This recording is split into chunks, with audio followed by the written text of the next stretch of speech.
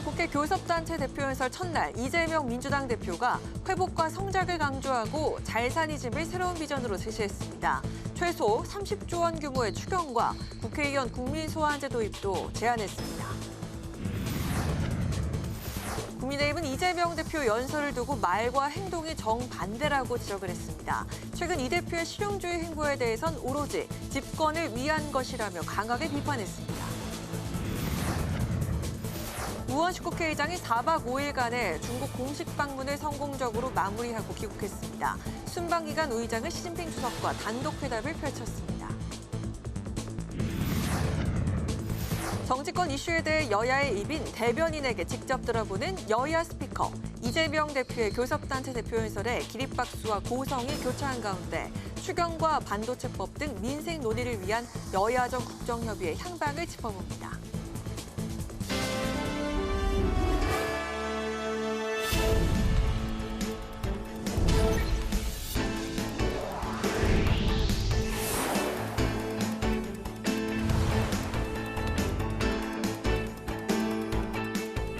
여러분 안녕하십니까? 2월 10일 월요일 국회 라이브 6 시작하겠습니다. 국회가 본회의를 열고 더불어민주당 이재명 대표의 교섭단체 대표연설을 들었습니다. 이 대표는 회복과 성장, 30조 원 규모의 추경 편성을 강조했습니다.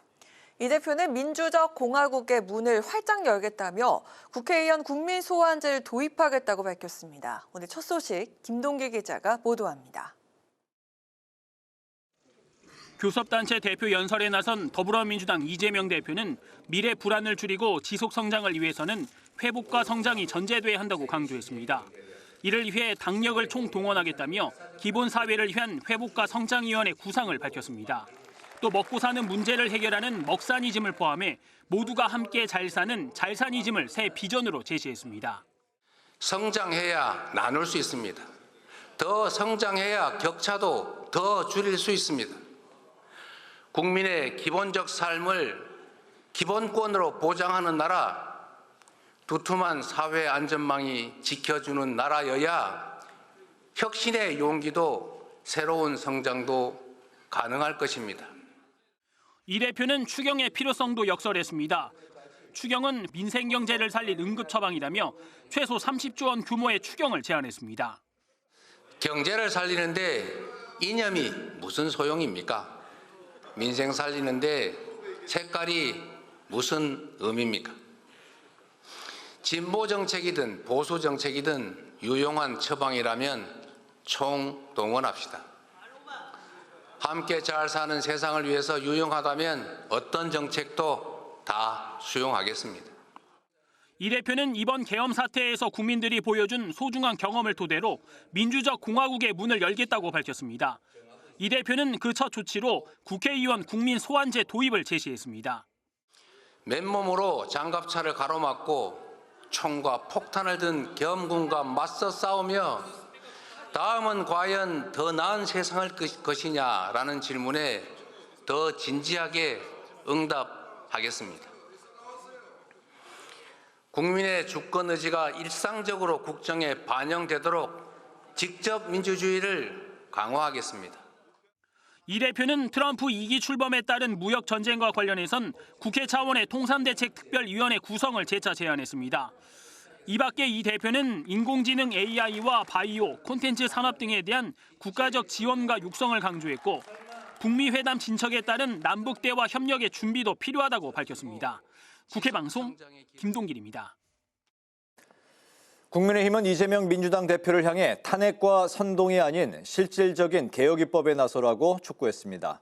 또 이 대표의 실용주의 노선에 대해서도 오로지 집권을 위해 남발하는 부도수표라고 평가절하했습니다. 오다힌 기자입니다. 국민의힘은 이재명 대표가 국회 연설에서 민주주의 수호와 경제 성장 등을 강조했지만 정작 말과 행동이 정반대라고 지적했습니다. 특히 이 대표의 연설은 화려한 수사로 가득했고 국민이 듣고 싶은 실천 계획과 책임 있는 행동은 없었다고 평가절하했습니다. 국회에서 180석을 무기로 입법 독주를 하고 헌법재판소와 법원을 흔들어 온 것은 누구입니까? 경제 성장을 말하면서 노란 봉투법과 중대재해처벌법으로 기업과 투자자들을 규제하고 혁신을 가로막는 것은 또 누구입니까? 국민의힘 지도부도 이 대표의 실용주의 노선이 오로지 집권을 위한 목적이라고 거듭 비판했습니다. 이재명 대표의 실용주의는 오로지 집권을 위해서 남발하는 사실상의 부도수표임이 만천하에 드러났습니다. 국민들께서 더 이상 속지 않을 것입니다.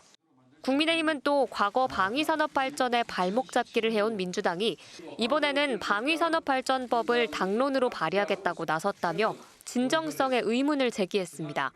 민주당은 불과 석 달 전 방산물자 수출 시 국회 동의를 받도록 하는 방위사업법 개정안을 당론으로 추진했습니다. 방산 수출마저 정치적 잣대로 선별하려고 했습니다. 이와 함께 국민의힘은 정부와 함께 방위산업 수출 지원을 논의하기 위한 당정 협의회를 열고 인공지능과 우주, 첨단 소재 등 10대 국방 전략 기술에 2027년까지 3조 원 이상을 투자하기로 했습니다. 또 방산 분야 소재와 부품에서 경쟁력을 가진 국내 중소기업의 글로벌 공급망 편입을 지원하기 위해 업체당 최대 50억 원을 2년 동안 지원할 계획입니다. 국회 방송 오다인입니다. 여야가 좀처럼 반도체 특별법과 연금개혁 등 쟁점 현안에 대해서 간극을 좁히지 못하고 있습니다. 이에 따라 이번 주 초로 예상됐던 최상목 대통령 권한대행과 우원식 국회의장 그리고 여야 대표의 4자 국정협의회 개최 여부가 불투명해졌습니다. 김지수 기자입니다. 여야가 연금개혁과 반도체 특별법을 놓고 절충점을 찾지 못하고 있습니다. 연금개혁의 경우 보험료율을 13%로 올리는 모수개혁에는 여야가 공감대를 형성한 상황. 국민의힘 측에서 모수개혁을 먼저 하겠다 이런 뜻을 밝혀주신 것으로 압니다. 더 이상 불가능한 조건 붙이지 말고 시급한 모수개혁부터 매듭 지으면 좋겠습니다. 하지만 이에 대한 논의를 야당은 복지위에서 여당은 특위에서 논의하자고 맞서고 있습니다. 모수개혁 입법은 이 문제를 소관하고 있는 보건복지위원회에서 빠르게 논의해서 결론을 내면 되는 일입니다. 국민연금특위를 설치해서 연금개혁을 조속히 제대로 해야 합니다. 기금 고갈이 30년 앞으로 다가온 지금 2030 세대는 국민연금이 폰지 사기나 다름없다는 인식을 가지고 있습니다. 반도체 특별법은 연구직에 한해 주 52시간제 적용을 예외적으로 허용할지 여부를 놓고 여야가 이견을 좁히지 못하고 있습니다. 민주당은 시급한 사안인 만큼 주 52시간 예외 적용을 제외하고 법안을 통과시키자는 입장이지만 국민의힘은 핵심이 빠졌다며 반대하고 있습니다. 산업 현장에서 필요로 하는 핵심이 주 52시간 근로제 예외 조항인데 핵심을 뺀 반도체 특별법이 무슨 의미가 있겠습니까? 이처럼 민생 정책을 놓고 여야가 주도권 싸움에 들어간 상황. 여당이 의제 조율을 이유로 지난 7일 국정협의체 연기를 국회의장실에 요청하면서 일단 이번 주 초 4자 회담 가능성이 불투명해진 가운데 우원식 국회의장이 여야 중재에 나설지 주목됩니다. 국회방송 김지수입니다. 헌법재판소가 최상목 대통령 권한대행이 마은혁 헌법재판관 후보자 임명을 보류한 것이 위헌인지를 판단하기 위해 2차 변론을 재개 심리를 진행했습니다. 변론에선 권한쟁의 심판 청구를 국회 본회의 의결로 처리해야 한다는 법적 근거가 없다는 국회 측의 주장과 국회법에서 의장이 직권으로 심판을 청구할 권한을 부여하고 있지 않다는 최 권한대행 측의 주장이 충돌했습니다. 헌재는 오늘로 변론 절차를 종결하고 재판관 평의를 거쳐 선고기일을 통지하기로 했습니다.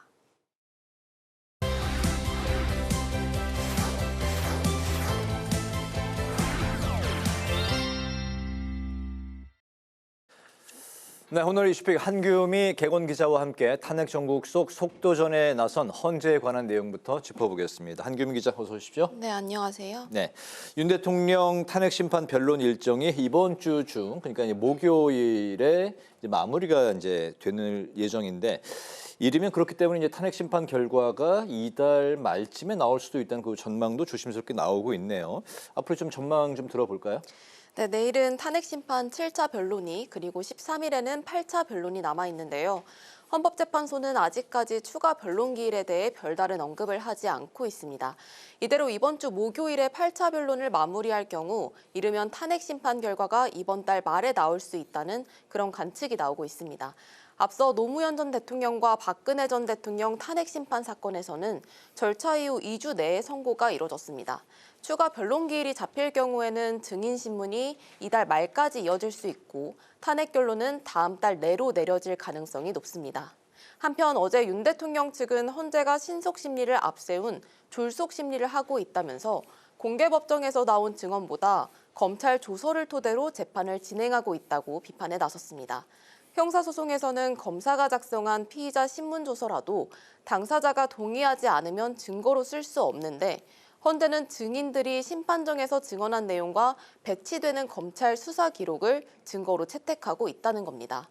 이에 대해 헌재는 박 전 대통령 탄핵 심판 때와 마찬가지로 형사소송법상 증거법칙을 그대로 적용하지 않고 또 헌법재판 성질에 맞게 완화 적용하고 있다며 검찰에서 진술한 내용을 탄핵 심판 증거로 사용할 수 있다고 밝혔습니다. 네, 추가 변론 기일이 이제 잡힐지 안 잡힐지는 모르지만 만약에 없다면 이달 말, 늦어도 이제 3월 한 중순경에는 나올 수 있다. 네, 그런 그렇습니다. 전망들이 나오고 있다는 거죠. 최상목 대통령 권한대행이 마은혁 헌법재판관 후보자를 임명하지 않은 걸 두고 우원식 국회의장이 권한쟁의 심판을 신청을 했었는데 오늘 변론 기일이 이제 종결이 됐었죠. 좀 전에 이제 단신에도 또 이제 살펴봤는데 네. 오늘 열렸던 변론 기일의 쟁점을 좀 살펴볼까요? 네, 헌재는 마은혁 헌재 후보자 임명 보류에 대한 이 권한쟁의 심판 2차 변론을 50여 분간 진행했는데요. 오늘 변론에서의 쟁점은 국회가 권한쟁의 심판을 청구하는 과정에서 본회 의결이 필요했는지와 또 여야 합의가 있었는지 여부였습니다. 앞서 최 권한대행은 국회가 선출한 헌법재판관 3명 중 2명만 임명하고 여야 합의가 이뤄지지 않았다며 마은혁 후보자에 대한 임명은 보류했었죠. 이후 우원식 국회의장은 재판관을 임명하지 않은 것이 국회의 권한 침해라며 최 권한대행을 상대로 권한쟁의 심판을 청구했는데요. 여권에서는 본회의 의결을 거치지 않았기에 적법하지 않은 청구라고 주장하고 있고 국회 측은 국회가 권한쟁의 심판을 청구할 때 본회의 의결을 거친 전례가 없다고 반박했습니다. 다만 본회의 의결이 필요하다면 필요한 절차를 준비하겠다는 뜻도 함께 밝혔습니다. 여야 합의가 있었는지에 대해서도 국회와 여권 측 입장이 갈리는 상황입니다. 헌재는 변론 절차를 오늘 마무리 지으면서 선고 기일은 바로 정하지 않고 양쪽에 추후 통지할 예정입니다. 네, 현재 국회에서는 교섭단체 대표 연설이 이제 시작을 했습니다. 오늘은 이재명 민주당 대표가 나섰고 내일은 권성동 국민의힘 원내대표 연설이 있을 예정이죠. 네, 오늘 민주당 이재명 대표는 회복과 성장을 주제로 국회의원 국민소환제와 주 4일째 30조 원 추경 카드를 꺼내 들었습니다. 이 대표는 대표 연설을 하는 42분 동안 성장이라는 단어를 30번 가까이 언급했는데요. 최근 강조하고 있는 실용주의자의 면모를 보여주는 것으로 풀이됩니다. 기존에 줄곧 언급해왔던 먹사니즘을 넘어 모두가 잘 사는 세상, 잘사니즘도 함께 언급했는데요. 국민의힘은 이 대표의 연설에 대해 뻥사니즘이라면서 이어지는 우클릭 행보에 진정성이 없다고 비판했습니다. 권영세 국민의힘 비대위원장은 이 대표의 실용주의는 오로지 집권을 위해 남발하는 사실상의 부도수표라고 날을 세웠습니다. 오늘 이재명 대표의 연설에 이어 내일은 권성동 국민의힘 원내대표의 연설이 있을 예정인데요. 이 대표에 대한 비판과 민주당의 입법 독주에 대한 질책이 상당한 비중을 차지할 것으로 전망됩니다. 교섭단체 대표 연설로 2월 국회가 본격적으로 가동된 가운데 조기 대선 가능성을 염두에 둔 여야의 대치 전국이 심화될 전망입니다. 그렇군요. 이번 주 초에 또 이제 그 정부와 여야가 추경 편성과 또 반도체 특별법 같은 주요 현안을 논의하기 위해서 이제 국정협의회를 열기로 했었는데 이게 여야 신경전이 가열되면서 무산될 위기에 놓였다고요? 네, 여야가 반도체 특별법과 추경 그리고 연금 개혁 등 주요 현안에 대한 의견을 좁히지 못하면서 국정협의회가 열릴 수 있을지 장담할 수 없는 상황입니다. 반도체 특별법을 놓고는 주 52시간제 적용을 제외하는 내용에 대해 의견이 갈리고 있는데요. 최근 이재명 민주당 대표가 성장에 방점을 둔 정책 기조를 강조하면서 반도체 연구직의 주 52시간제 적용을 예외로 허용하는 데에도 이 수용 가능성을 내비쳤었죠. 하지만 노동계와 당내 반발에 부딪히면서 민주당은 52시간제 예외 조항을 뺀 반도체 산업 지원 법안이라도 먼저 처리하자고 이렇게 제안을 했는데요. 국민의힘은 52시간제 예외 조항이 핵심이라며 민주당 안을 수용할 수 없다고 못 박았습니다. 연금 개혁과 관련해선 여당은 국회 연금특위를 신설하자는 입장인 반면 야당은 상임위인 복지위에서 모수 개혁을 우선 처리할 것을 요구하고 있습니다. 의석수가 더 많은 민주당 중심으로 구성되는 상임위와 달리 특위는 여야가 같은 수로 구성되기 때문입니다. 추경의 경우 여야 모두 편성 필요성에는 공감하고 있지만 시점을 놓고는 입장이 갈렸습니다. 여당은 반도체 특별법과 연금개혁 논의를 위한 이 여야정 협의체 참여가 우선돼야 추경 논의를 본격적으로 할 수 있다는 태도를 견지하고 있는데요. 반면 민주당은 당장 추경을 편성해야 한다고 주장하고 있습니다. 탄핵 정국 속 조기 대선 가능성이 높아지는 만큼 민생경제 이슈에서도 주도권을 가지기 위한 신경전이 이어지면서 여야 합의가 쉬워 보이지 않는 상황입니다. 그렇군요. 오늘 이슈픽 여기까지 듣겠습니다. 한규미 객원 기자와 함께했습니다. 수고 많으셨습니다.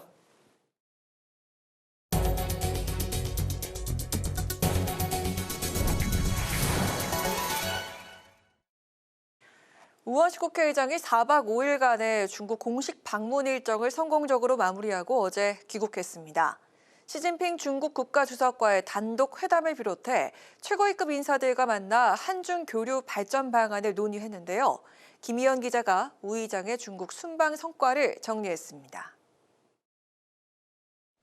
우원식 국회의장이 우리나라의 국회격인 중국 전국인민대표대회의 초청으로 지난 5일부터 4박 5일 동안 중국을 공식 방문했습니다. 우 의장은 하얼빈 동계아시안게임 개막식 참석 후 시진핑 주석과 단독으로 회담했습니다. 국회의장과 국가주석의 만남은 지난 2014년 정의화 의장 이후 11년 만입니다. 새 일정은 첫 일정으로 중국을 방문하게 됐습니다. 정말 뜻깊습니다. 특히 이곳은 하얼빈에서 저희 역사에서도 매우 중요한 안중근 의사 의거가 있었던 지역에서 이렇게 동계아시안 게임과 함께 지적을 비롯한 중국의 지도부 여러분들을 뵙게 된 것을 매우 기쁘게 생각합니다. 당초 예정됐던 회담 시간 15분을 넘겨 40분가량 대화를 이어간 우 의장은 대한민국은 비록 비상계엄 사태를 겪었지만 이 위기를 반드시 극복할 것이라고 역설했습니다. 시 주석은 한국 국민들이 내정 문제를 잘 해결할 수 있는 지혜와 능력이 있다고 믿는다고 화답했습니다. 우 의장은 또 올해 10월 경주에서 열리는 아시아태평양 경제협력체 정상회의를 계기로 방안을 요청했고 시 주석은 진지하게 참석을 고려 중이라고 답했습니다. 우 의장은 자오러지 전인대 상무위원장 등 중국 최고위급 인사들과도 면담을 갖고 비상계엄 사태 극복을 위한 우리나라의 회복력을 거듭 강조했습니다. 아울러 한중교역 활성화와 공급망의 안정적 관리, 로봇과 바이오 등 첨단 분야 협력 필요성 등에 공감했습니다. 그 일을 국회가 나서서 바로 막는 또 새로운 민주주의의 역사를 만들었고 지금은 헌법과 법률에 따른 절차에 따라서 처리되고 있기 때문에 대한민국은 전혀 불안정하지 않다. 이 밖에 우 의장은 광복 80주년을 맞아 중국 하얼빈의 자오린 공원에 있는 안중근 의사 유목비에 헌화하고 참배했습니다. 특히 시 주석을 비롯한 고위급 인사와의 면담 때마다 안중근 의사 유해 발굴과 송환이 우리 국민의 염원이라고 강조하면서 중국의 협조를 요청했습니다. 한편 우 의장은 동계아시안게임에 참여한 우리나라 선수촌을 방문해 선수들과 지도자들을 격려했고 쇼트트랙 경기장을 찾아 선수들을 응원했습니다. 국회방송 김희연입니다. 국민의힘이 지난 주말 동대구역에서 열린 윤석열 대통령 탄핵 반대 집회와 관련해 지상파와 종합편성 채널 등의 언론 보도가 편향적이었다고 비판했습니다. 신동욱 대변인은 비대위 회의 후 기자들과 만나 당 차원에서 동대구역 집회와 관련한 각 방송사 메인 뉴스를 분석한 결과 메인 뉴스 배분과 제목이 굉장히 편향적이라면서 판단했다며 집중적인 언론 보도 모니터링을 시사했습니다. 최부은 의원도 비대위 회의에서 대구 탄핵 반대 집회가 광화문 탄핵 찬성 집회보다 10배가량 많은 인원이었음에도 특정 방송사들은 집회 규모를 언급하지 않거나 반대 집회 자체를 보도하지 않았다고 지적했습니다. 더불어민주당 명태균 진상조사단이 오늘 회의를 열고 내란 종식을 위한 명태균 게이트 특검법을 발의해 통과시키겠다고 밝혔습니다. 진상조사단장인 서영교 의원은 강혜경 씨가 적은 이른바 명태균 리스트에 연루된 여당 의원들이 많다고 지적하고 불법과 여론 조작을 명확하게 밝혀내야 한다고 주장했습니다. 민주당은 또 이르면 내일 명태균 특검법을 발의할 예정이라고 전했습니다. 개혁신당이 지난 7일 허은하 전 대표 파면과 관련한 법원의 가처분 신청 기각으로 일단락된 당 내홍 수습에 나섰습니다. 천하람 대표 권한대행은 오늘 최고위를 주재하며 천하람 퇴재에서는 치유와 통합을 최우선으로 할 것이며 이에 반하는 새로운 갈등과 반목이 없어야 한다고 강조했습니다. 천 권한대행은 또 이번 당내 분쟁 과정에서 정치적 동지 관계에 있던 허 전 대표에게 죄송하다고 사과했는데 허은하 전 대표는 정치 부패를 발견한 이상 끝까지 진실을 밝히고 가처분 신청에 대한 즉시 항고에도 나설 계획이라고 말했습니다.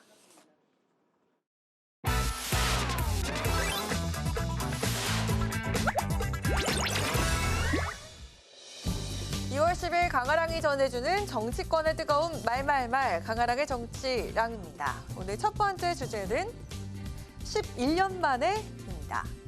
허얼빈 동계 아시안게임 개막식에 초청받으며 중국을 방문한 우원식 국회의장. 시진핑 주석과 40여 분간의 면담이 이어지면서 그 어느 때보다 환대를 받은 순방이었다는 해석이 이어지고 있습니다.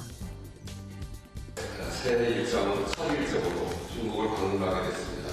정말 뜻깊겠습니다. 특히 이곳은 하얼빈에서 저희 역사에서도 매우 중요한 안중근 의사 의거가 있었던 지역에서 이렇게 동계아시안게임과 함께 지적을 비롯한 중국의 지도부 여러분들을 뵙게 된 것은 매우 기쁘게 생각합니다.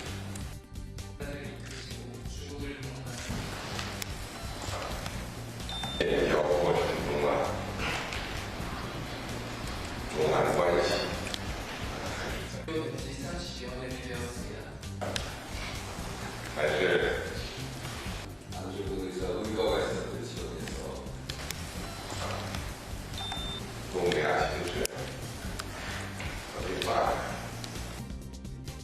시진핑 주석이 한국 국회의장을 접견한 건 지난 2014년 정의화 당시 국회의장과의 만남 이후 11년 만입니다. 2019년 중국을 방문한 문희상 전 의장과 2022년 베이징 동계올림픽 개막식 참석차 중국을 방문했던 박병석 전 의장과는 면담을 하지 않았었습니다. 이에 반해서 우 의장은 카운터 파트너인 자오러지 중국 전국인민대표대회 상무위원장과의 면담에 이어서 시진핑 주석과도 면담을 가진 겁니다. 우호적이었던 분위기는 중국 언론을 통해서도 확인이 가능했습니다. 두 사람의 면담 기사를 실으면서 대대적인 보도에 나선 겁니다. 이를 두고 중국이 트럼프 2기 출범을 의식해서 한국과의 관계 개선에 적극 나선 게 아니냐는 해석도 나오고 있습니다. 한편 하얼빈 동계아시안게임 개막식에 참석해 우리 선수들을 경계한 우 의장은 선수촌을 방문해 역사적인 의미가 있는 하얼빈에서 또 다른 승리의 역사를 써달라면서 응원의 메시도 남겼습니다. 11년 만에 이뤄진 우 의장과 시진핑 주석의 만남, 또 파격적으로 평가됐던 한국인의 중국 방문 무비자 결정. 최근 잇따라 한국을 향해 화해의 손길을 내밀고 있는 중국인데요. 올 10월에 열릴 경주 에이펙 정상회의에도 시진핑 주석의 방문이 이어질지 지켜봐야겠습니다. 이어서 오늘 두 번째 주제는 조고 각하와 개과천선입니다. 개혁신당의 내홍이 계속되고 있습니다. 법원의 가처분 기각 결정으로 허은하 전 대표의 직무가 종료됐지만 이준석 의원과의 갈등이 이어지고 있는 건데요. 이준석 의원은 허 전 대표가 대표직을 상실한 것에 대해서 안타깝다라고 언급을 하면서 조고 각하의 자세로 비판의 목소리에 귀를 기울이겠다고 밝혔습니다. 이에 대해서 허은하 전 대표는 즉각 반박 의견을 내며 이 의원을 향해 개과천선이 필요하다면서 직설적인 비판을 내놨습니다. 그러면서 현재 상황을 이렇게 비유했죠. 이준석 당시 국민의힘 대표가 윤석열 대통령 후보에게 쫓겨났을 때 그때 그 모습을 제가 당하고 있다고 생각하시면 됩니다. 그때 피해자와 피의자가 바뀌고 윤석열이 이준석이 됐고 그리고 이준석이 허은하가 됐다라는 게 좀 가슴 아픈 일인데요. 허은하가 마음에 안 드니까 축출하는 그 과정인데. 당대표 권한대행을 맡게 된 천하람 원내대표는 더 이상의 분쟁은 없어야 한다며 허은하 전 대표에게 사과의 메시지를 남기기도 했습니다. 이제는 정치를 회복할 시간입니다. 분쟁 과정에서 정치적 동지관계에서 있었던 일을 이야기한 것은 제 스스로도 옳지 않은 일이었다라는 생각을 합니다. 그 점에 한해서는 저는 허은하 전 대표께 죄송하다라는 사과의 말씀을 전하고 싶습니다. 허은하 전 대표는 법원의 판단에 아쉬움을 드러내며 끝까지 싸우겠다고 밝힌 상황이죠. 때문에 개혁신당 내용은 당분간 계속될 것으로 보이는데요. 조고 각하와 개과천선을 언급한 두 사람 모두 그 의미를 지킬 수 있을지 지켜봐야겠습니다. 지금까지 강아랑의 정치 랑기였습니다.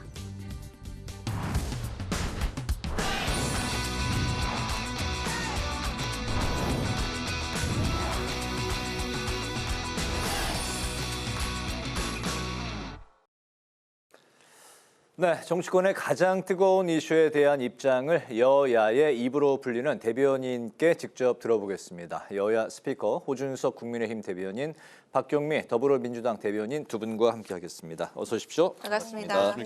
네, 국회에서 이제 교섭단체 대표 연설이 시작을 했습니다. 오늘 이재명 대표의 교섭단체 대표 연설이 이제 먼저 진행이 됐었는데 방점은 회복과 성장이었습니다. 진보든 보수든 처방을 총동원해서 먹사니즘을 넘어 잘사니즘을 구현하자 이렇게 실용주의를 다시 강조했는데요. 연설 중간중간에 기립박수와 또 고성이 이렇게 함께 교차하는 모습을 목격을 할 수 있었습니다. 오늘 연설 어떻게 들으셨는지 먼저 호준석 대변인께 먼저 좀 들어볼까요? 네, 이재명 대표님의 말씀을 들을 필요가 있나 하는 생각을 저는 요즘에 합니다. 왜냐하면 말씀이 며칠만 지나면 바뀌거든요, 이게. 바뀐다. 주 52시간제를 손 봐야 될 것처럼 말씀하신 게 불과 며칠 전인데 그냥 없던 일이 됐지 않습니까?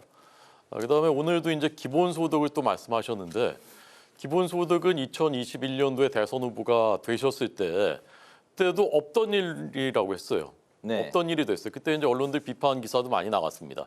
이재명 대표 브랜드가 기본소득인데 그러면 이재명 없는 이재명 대선 공약이다 이렇게 됐었거든요. 그러더니 2022년에 당대표 된 다음에는 다시 하겠다고 그랬어요. 근데 불과 2주 정도 됐습니까? 또 그때도 기본사회위원장인가 그거 그만두시면서 없던 일이 될 것처럼 또 얘기를 했습니다. 그런데 저는 제 귀를 의심했어요. 오늘 2주도 채 되지 않았는데 또 오늘은 기본소득을 한다고 하시더라고요. 네. 그래서 도대체 어떻게 된 일인가? 이분의 말을 우리가 경청할 필요가 있는가? 이 지경에까지 이르렀습니다. 아까 말씀하신 먹사니즘은 작년 7월에 전당대회 때 이제 대표께서 하신 말씀인데 그때 세 가지가 제가 기억이 나는 게 대표적인 게 에너지 고속도로 만들겠다. 그다음에 좀 전에 이제 그 기본 사회. 그다음에 또 하나가 이제 AI 투자하겠다 이거였습니다. 그런데 그 뒤에 몇 달 동안에 민주당과 이재명 대표가 보여준 그 실제 행동은 AI 기본법조차도 계속 반대하다가 작년 말에 겨우 통과됐습니다. 그다음에 AI 교과서 만들자는 법안도 계속 반대해서 결국 보조교재로 만드는 걸로 격하를 시켜버렸습니다. 민주당이 다 한 일입니다. 에너지 고속도로 만들자고 했는데 지금 국가 전력망 확충하는 특별 법안 AI 시대에 제일 중요한 것이거든요. 이것을 비롯한 이른바 에너지 3법 이것도 다 지금 민주당이 가로막고 있습니다. 그러니까 말과 행동은 정반대. 그리고 그 말은 계속 바뀌고. 그런데 이재명 대표가 오늘 하신 저런 말씀, 성장이 중요하다, 자회사니즘 이런 것을 어떻게 국민들께서 신뢰를 하시겠습니까? 네. 많이 자주 바뀐다라고 이제 비판을 해 주셨는데 어쨌든 뭐 흑묘, 백묘론도 나왔고 먹고 사는데 이념이 뭐가 중요하냐 이렇게 실용주의 노선을 이제 연일 강조하고 있는 이재명 대표인데 어떻게 보셨습니까? 네, 우선 총평부터 하면은 그 헌정 파괴 세력에 맞서서 민주공화국을 수호하겠다는 의지를 일단 천명하고 또 새로운 대한민국 발전의 비전을 제시한 연설이었고요. 그리고 이 현재 대한민국이 워낙 총체적인 비상 상황이잖아요. 그런데 회복과 성장을 위해서는 어떤 진보의 정책이든 보수의 정책이든 총동원해야 한다. 그리고 정치권이 이제 앞장서서 어떤 그러니까 합리적인 균형점을 찾고 이제 사회적 논의를 통해서 합일점을 찾아가겠다는 이제 말씀을 하신 거고, 이제 먹고 사는 문제를 해결하는 먹사니즘을 발전적으로 이제 승화시킨 모두가 잘 사는 잘사니즘을 말씀을 하셨죠. 근데 지금 이제 주 52시간제 비롯해서 이제 일관성이 없다라는 그런 비판을 하셨는데요. 흔히 정치가 생물이라고 하잖아요. 근데 저는 정책도 생물의 성격이 있다고 생각을 합니다. 네. 그러니까는 제가 이제 수학을 전공했는데 수학에서는 어떤 시대를 초월한 절대 진리가 있죠. 그런데 정책이라는 것이 어떤 진공에서 만들어지고 집행되는 것이 아니잖아요. 그러니까 처해 있는 어떤 글로벌 환경, 또 경제 상황, 또 뭐 국내외의 정치 지형에 종속되어서 궤도 수정을 하고 또 미세 조정을 할 수밖에 없는 것이 저는 정책이라고 생각을 합니다. 주 52시간제와 관련해서 이제 워낙 그 이해관계가 엇갈리고 사측, 노동자 측, 또 거기서 또 전문직 층의 어떤 요구가 다른 입장에서 이렇게 바로 결론을 내기가 어렵잖아요. 그러니까 네. 결국 열어놓고 사회적인 어떤 공론화를 하고 그다음에 거기서 논의를 통해서 이견을 좁혀가서 어떤 사회적인 타협, 협의, 합의에 이르는 거죠. 그런 거를 하시겠다는 거였고요. 그다음에 에너지 고속도로나 그 AI 관련해서도 오늘 다 강조를 하셨죠. 특히 저한테 있어서 오늘 연설에서 인상적이었던 것은 우리가 육성해야 될 산업을 A부터 F까지 AI, 바이오, 컬처, 디펜스, 에너지, 팩토리 이렇게 쭉 열거를 하고 거기에 대한 구체적인 방안을 제시하셨거든요. 거기에 이제 에너지 고속도로나 AI와 관련된 내용이 당연히 들어있고 호 대변인께서 AI 디지털 교과서까지 언급을 하셨는데요. AI 디지털 교과서는 물론 AI자가 붙어 있기는 하지만 이거는 완전히 또 총체적으로 다른 내용입니다. 네. 그러니까 이주호 장관이 그 본인의 치적을 위해서 AI 디지털 교과서를 속도전으로 너무 밀어붙인 그러니까 그게 큰 가야 될 방향이라는 것은 누구나 동의를 하는데요. 그러니까 전 세계 최초로 학생들이 AI 교과서를 다 쓴다. 이거를 임기 내에 달성하려는 그런 과욕이 불러온 참사거든요. 그래서 그 AIDT는 AI 디지털 교과서는 민주당에서 찬성을 하고 지지를 한 적이 없습니다. 그리고 사실은 그 AI 디지털 교과서를 교과형 도서가 아닌 교육 자료로 강등시키는 그런 법안을 우리가 통과시켰고 그것이 이제 최성목 권한대행에 의해서 제2요구권 거부가 당한 그런 상황입니다. 네. 구체적인 이제 이재명 대표의 주요 키워드가 30조 추경 그리고 연금 개혁 주 4일제 이렇게 될 텐데 그런데 이제 논의를 해야 될 여야정 국정협의회가 좀 무산될 위기에 처했다 이런 이제 분위기로 흘러가는 것 같습니다. 연금만 해도 여당은 연금 특위에서 해결을 하자, 야당은 이제 복지위에서 개혁해 나가자 이런 입장인 것 같아요. 어떻게 보세요? 자, 우선 그 AI 교과서 잠깐 반론 드리자면 AI 시대인데 그리고 계속 AI 말씀하시는데 대표께서도 학생들한테 AI 교과서 도입하자라는 게 그게 왜 그 뭐라고 표현하셨나요? 어쨌건 그 민주당이 반대한 이유가 뭐냐면 학생들의 문해력이 떨어진대요. AI 교과서를 도입하면. 이게 정말 시대착오적인 얘기 아닙니까? 오죽하면 최상목 권한대행이 대행의 대행인데 그거 거부권 행사했겠습니까? 민주당이 그 이상하게 통과시켜 놓은 거. AI 시대를 정말 그 준비하려면 네. 아까 말씀드린 전력망 이런 왜 그걸 반대하시는지 모르겠어요. 그리고 아까 이제 그 정치는 생물이기 때문에 막 변한다라고 하시는데 모든 생물은요 기본적인 자기 특질을 유지합니다. 그래서 환경에 따라 적응하고 하기도 하지만 예측 가능성이 있어야 되는 거고요. 안정성이 있어야 되는 것이에요. 근데 이재명 대표는 그 한계를 너무나 많이 벗어나신 거예요, 지금. 재벌 해체에 정치 생명을 걸겠다고 했던 분이거든요. 불과 몇 년 전에.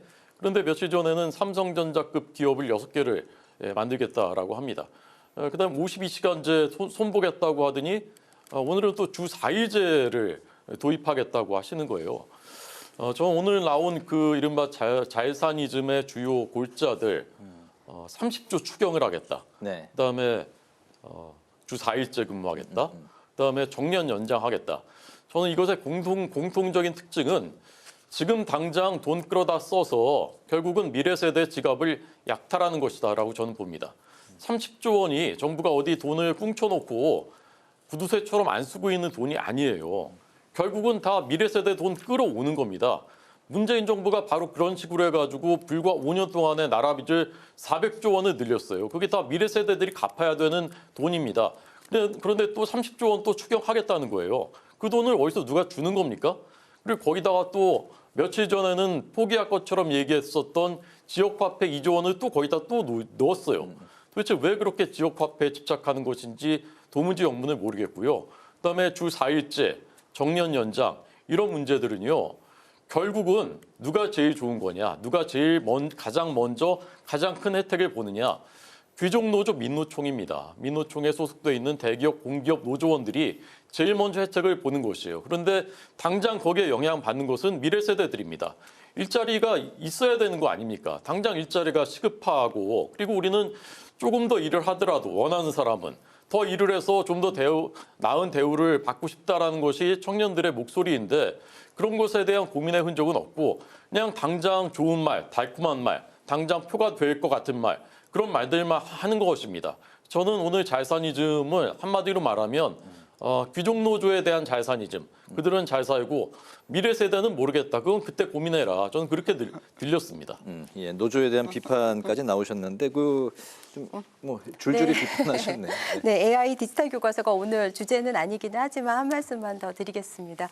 우리가 신약 개발을 해도 1상, 2상, 3상 이렇게 충분한 검증을 거치면서 가거든요. 근데 심지어 우리나라 전 학생들을 대상으로 하는 AI 디지털 교과서라면은 뭐 시범 적용을 통해서 순차적으로 가면 되는데 이게 임기 내에 그거를 전체 학생들한테 하겠다고 너무 속도전을 핀 것이 문제고요. 그다음에 AI 디지털 교과서의 방향에 대해서는 저희도 당연히 수긍을 하고 또 사실 그거는 새로운 얘기가 아니에요. 이북이나 그다음에 디지털 교과서는 계속되어 왔거든요. 근데 이 AI 디지털 교과서에 AI가 없다는 게 문제고요. 너무 급하게 이게 머신러닝도 시키면서 학습 데이터를 넣으면서 AI 디지털 교과서 해야 되는데 AI 없는 AI 디지털 교과서이고 그런 것들의 문제를 저희가 지적을 하는 것이고 네. 그리고 이제 조금만 짧게 부탁드릴까요? 네네 12월에 어떤 비상계엄이라든지 뭐 트럼프 시대가 온 거라든지 여러 가지 그 대외적인 국내적인 그런 상황 변화에 우리가 의존해서 정책의 그런 미세 조정을 하고 있다라는 말씀 다시 한번 드립니다. 네. 네, 질문을 좀 쪼개서 드릴 테니까 네. 주제 안에서 길지 않게 답변 부탁드리도록 하겠습니다. 자, 오늘 그 연설의 또 한 가지 중요한 키워드는 국회의원 국민소환제입니다. 이재명 대표는 대선 후보 시절부터 이 국민소환제 도입을 주장을 해왔었는데 지금 와서 이 탄핵 정국에서 다시 이 국민소환제를 꺼내든 배경 어떻게 좀 생각하십니까? 우리 호준석 대변인.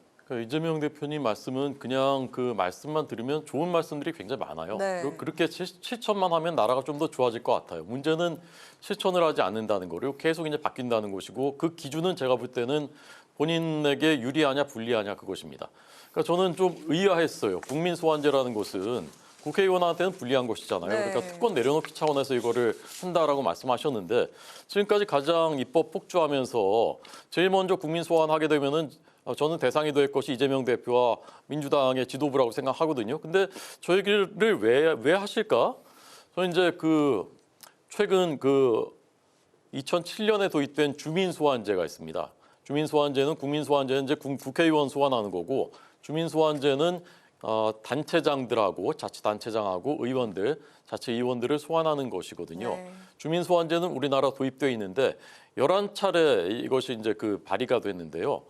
11번의 대부분은 다 지금 여당 계열의 의원들, 단체장들이 소환됐습니다. 이것은 무엇을 의미하는가?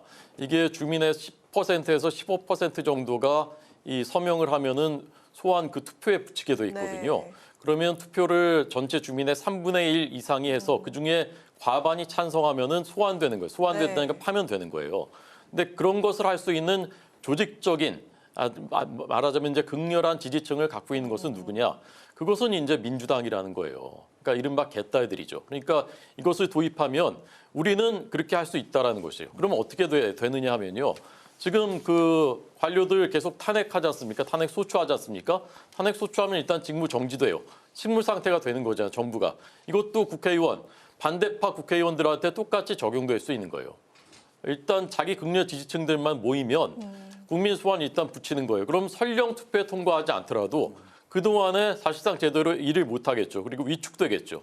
그러니까 자신의 정치 권력을 강화하는 데 도움이 된다고 계산하는 겁니다.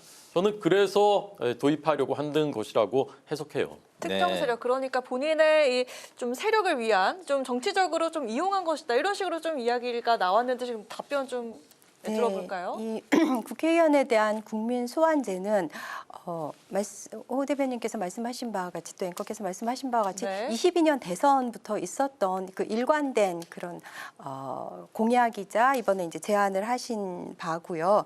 그러니까 이게 국민들이 직접 그 국회의원을 어떤 견제할 수 있는 수단이잖아요. 근데 지방자치단체장과 지방의회 의원에 대한 주민 소환제, 그거는 이제 실시되고 있고, 그러니까는 광역기초단체장, 광역의원, 지방의원을 다 이제 파면시킬 수 있어요. 그러니까는 직무를 유기한다든지, 직권을 남용한다든지, 의무를 위반한다든지 했을 때, 근데 왜 국회의원은 안 됩니까?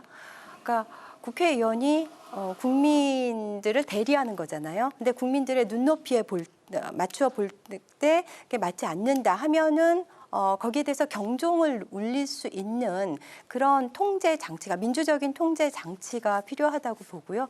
우리가 왜 불량 차량의 경우 리콜하지 않습니까?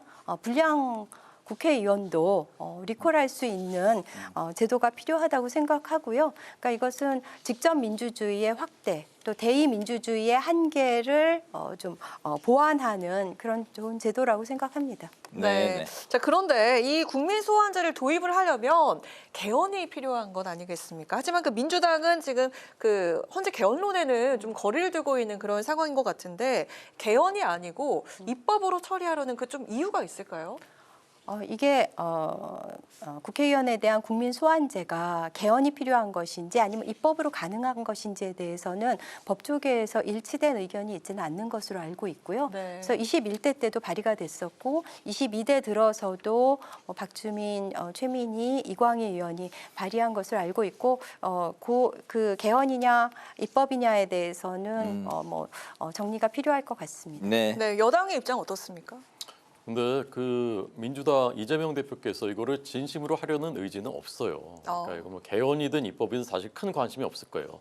저는 다만 국회가 입법 폭주한다는 비판이 많으니까 우리도 특권을 내려놓는다. 그런 어떤 명분, 그런 그 선전용으로 했다고 보고요. 실제 왜 가능성이 없다 보느냐. 이건 국회의원들은 다 반대예요. 자기 목이 잘릴 수도 있는데 누가 그걸 찬성합니까?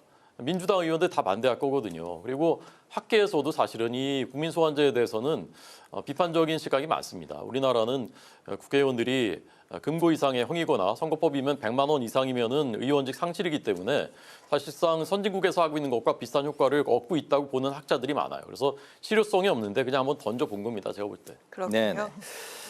헌재가 이제 여러 가지 중요 일정들을 이제 처리를 해야 되는데 오늘은 이제 마은혁 후보자 권한쟁의 심판 추가 변론을 또 열었었습니다. 우원식 국회의장의 심판 청구와 이에 대한 그 적법성 여부에 대해서 여야 입장이 이제 팽팽하게 맞서고 있는 상황인데요. 이제 변론은 모두 종결이 됐습니다. 이제 헌재의 결론만 이제 남아두고 있는 상황인데 마은혁 헌법재판관에 대한 헌재의 결론 좀 어떻게 예상을 하십니까?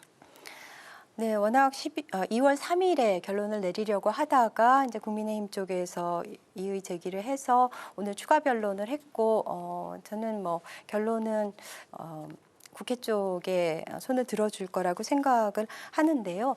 다 밝혀졌다시피 12월 11일에 국민의힘에서 헌법재판관 인청 특위 명단을 보냈잖아요. 공문으로 네. 양당에서. 그러니까 합의를 안 했는데 어떻게 인청 특위 명단을 보냅니까? 그렇게 명명백백한 문서 자료가 증거로 있고요. 인사청문 특위를 말씀하시는 네, 거죠? 그렇죠. 예, 예. 네, 그리고 마은혁 후보자의 어떤 정치적인 편향성 때문이라고 여야 합의가 안 된 이유를 드는데, 제가 그 인사청문회를 보니까 굉장히 인상적인 장면이 있었어요. 어떤 부분인가요? 그러니까 김기표 인청위원이 물어요. 그러니까 왜냐하면 비상계엄의 조건을 이제 쭉 열거를 하고 이제 첫 번째가 전시 상황이잖아요. 그래서 대한민국이 당시에 전시 상황이었습니까? 물었는데 마은혁 후보자가 그거는 제가 헌법재판관이 된다면 다룰 사안과 관련이 되기 때문에 답변을 못 한다고 해요. 근데 네. 계속 대한민국이 전시 상황이었느냐고 한 4-5번은 묻는데도 끝까지 답변을 안 하시더라고요. 그만큼 이제 엄정함을, 그건 사실 너무나 명백하잖아요. 전시 상황이 아니었다는 거는. 그것에 대한 답변을 회피할 정도로 엄정함을 지키겠다는 그런 생각이 있으셨던 것 같고요. 그다음에 이 헌법재판관들의 성향은 헌법재판관이 자연인으로서 당연히 정치적 성향이 있을 수 있지만은 이런 내란죄를 따지는 이런 상황에서는 그 진보 보수 성향이 저는 상관이 없을 거라고 생각을 해요. 뭐 성소수자 문제나 이렇다면은 진보 보수가 좀 영향을 미칠 수 있겠지만요. 비근한 예로 그 박근혜 정부에서 임명했던 헌법재판관들, 박근혜 정부와 아마도 코드를 맞추는 분들이겠죠. 뭐 국회 추천이 또 예외일 수 있지만은 그래도 100% 인용 결정을 내렸잖아요. 그런 식으로 또 문영배 헌재 소장 권한 대행의 정치적인 스탠스에 대해서 또 이의를 제기하시는 분들이 있는데요. 문영배 재판관이 4대강 사업에 대해서는 정부 손을 들어줬어요. 또 이석기 사면에 대해서는 반대 의견을 냈어요. 네. 그런 식으로 사안에 따라서 그런 굉장히 엄정하고 그런 중립적인, 그런 객관적인 그런 판정을 내린다고 생각합니다. 네, 헌법재판관들이. 호준석 대변인. 네. G20 재무장관 회의가 열리는데요. 지금 이제 트럼프발 세계질서 재편 속에 안 가면 안 되는 회의인데 못 갑니다. 최상목 대행이 가야 되거든요. 네. 대행 지금 하고 있는데 어떻게 거기 가겠습니까? 그러니까 정말 국정을 생각한다면 한덕수 대행 문제부터 그 탄핵 심판부터 해결을 해야 되는 것이에요. 그런데 헌재는 계속 이 마은혁 후보자에게만 이제 집착을 하거든요. 오늘 추가 변론 갑자기 돌연 선고를 연기하더니 추가 변론 한 번 더 했는데 오늘 50분 만에 그냥 끝냈어요. 그러니까 국민들이 의구심이 점점 높아지는 것이죠. 왜 거기에만 저렇게 집착을 할까? 어떻게든 탄핵 결론을 정해놓고 속도전으로 빨리빨리 해야 되고 한 명 더 추가해서 가능성 높이고 그러는 게 아닌가, 그런 합리적인 의심을 하는 거죠. 오늘은 또 헌재가 최근에 이제 그 증인들이 나왔는데 검찰에서 신문한 그 조서 진술대하고 헌재 나왔을 때 얘기가 다른 부분이 많았단 말입니다. 그러면 어떻게 판단을 할까? 다들 이제 그 부분이 관심이었는데 검찰에서의 신문 조서는 증거 능력을 인정한다라고 오늘 헌재가 밝혔어요. 그런데 2020년에 형사소송법이 개정돼서 지금 형사재판에서는 본인이, 그러니까 피고인이 동의하지 않으면 그 신문 조서를 증거 능력을 인정하지 않습니다. 그래서 다 불러서 다시 신문하는 거예요. 그래서 이재명 대표 재판이 저렇게 길어지고 있는, 대장동 재판이 그렇게 길어지고 있는 것이거든요. 그런데 헌법재판소는 2017년 박근혜 대통령 탄핵 심판 때 그렇게 했으니까 그냥 우리 전례 따라 그렇게 하겠다라는 것이에요. 검찰 조서를 증거로 인정할 수 있다. 인정하겠다는 거죠. 거죠. 예. 예. 그러니까 오늘 더 의구심이 더 커졌어요 지금. 알겠습니다. 네, 마지막 질문 좀 짧게 들어보고 마무리할까 하는데 지금 이런 상황 속에서 보수 결집세가 점점 더 강해지는 것 같다는 생각이 듭니다. 이 지난 주말 대구 집회에 모였던 많은 인파, 민주당 측에서 어떻게 좀 보셨는지 한 30-40초 정도만 부탁드려도 될까요? 네, 경찰 추산 5만이니까 많이 모인 거는 사실인 것 같습니다. 네. 근데 거기에 이제 대구 경북 국민의힘 의원들 11분 참여하고 특히 무엇보다도 이철우 경북 지사가 참여한 것은 매우 부적절하다고 생각해요. 지방공무원법에 따르면은 공무원이 그러니까 시위 참가하는 거나 집회에서 발언은 의견 표명은 금지되어 있잖아요. 물론 거기서 어떻게 발언했냐면 여러분 덕분에 하나님이 이 나라를 보호한다. 하나님이 도와주면 기적이 일어난다. 저는 이거는 다분히 그 정치적인 의견 표명이라고 생각을 하고요. 또 하나 좀 마이너한 거지만 지적을 한다면 애국가를 불렀는데 하느님을 하나님으로 불렀어요.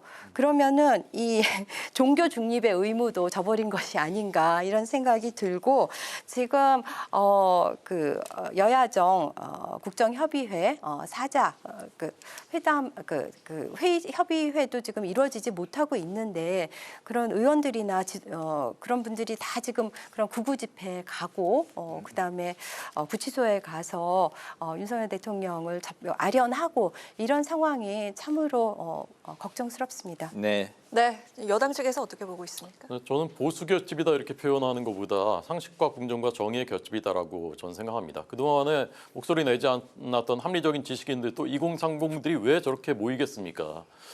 저는 이제 저걸 이제 극우다라고 이제 비판하는 그 야당에서 그렇게 비판하셨는데 저는 우리나라 국민들이 아무리 희생돼도 아랑곳 없이 노골적으로 북한만 옹호하는 친북, 그다음에 중국에 대해서는 대국이다, 우리는 대국몽에 함께할 것이다라는 이유를 알 수 없는 친중, 그리고 반시장, 반기업 이런 것이야말로 정말 그게 저는 극좌라고 생각해요. 극좌 입장에서 이쪽을 보면 극우라고 생각을 하는 겁니다. 근데 저분들이 왜 저렇게 모이느냐? 우리나라의 상식과 공정과 정의가 너무나 무너지고 있었구나. 그리고 만약에 만에 하나 이재명 대표가 집권하면은 완전히 나라가 정말 무너질 수 있겠구나라는 그런 위기 의식에서 저렇게 모이고 있는 것이라고 봅니다. 네네. 짧게 그 YTN 앵커셨으니까 관련해서 이제 좀 궁금해서 그 신동욱 대변인이 그 지상파와 종편의 보도가 공정하지 않다. 이렇게 이제 비판을 하셨어요. 네. 예, 동의하십니까? 아까 그 브리핑할 때 저도 이제 옆에서 듣고 있었거든요. 방송사마다 제목들을 다 해가지고 하는데 제가 보기에는 제 저널리스트의 기준으로는 어떻게 이럴 수가 공정하지 않다. 공정하지 않은 정도가 아니라 완전히 그냥 우리는 그 이쪽 스피커입니다라고 자임하는 정도의 그런 수준의 그 제목과 그런 것들이 이루어졌더라고요. 저도 오늘 알았습니다. 공정하지 않다. 한 10초 정도 들어봐야 될 것 같아요. 또 다른 측면에서 그 보도를 비판하고 싶은데요. 이거는 극우 집회가 아니라 반헌법 세력, 그다음에 반체제 세력의 전 집회라고 하고 싶습니다. 극우는 그러니까 어떤 정치적인 이념의 스펙트럼인데 거기서 헌법재판소 해체까지 이야기가 나왔잖아요. 헌법기관인 헌재의 를 없애겠다는 그런 발언까지 나오는 그런 집회는 극우도 적절치 않은 그런 명칭인 것 같고요. 네. 반헌법 세력, 반체제 세력의 집회였다. 이렇게 말씀드리고 싶습니다. 네, 여기까지 듣겠습니다. 오늘 여야 스피커 지금까지 호준석 국민의힘 대변인, 박경미 더불어민주당 대변인 두 분과 함께했습니다. 오늘도 말씀 잘 들었습니다. 고맙습니다. 고맙습니다. 고맙습니다. 네. 오늘 국회 라이브 6 여기까지입니다. 시청해주신 여러분 고맙습니다.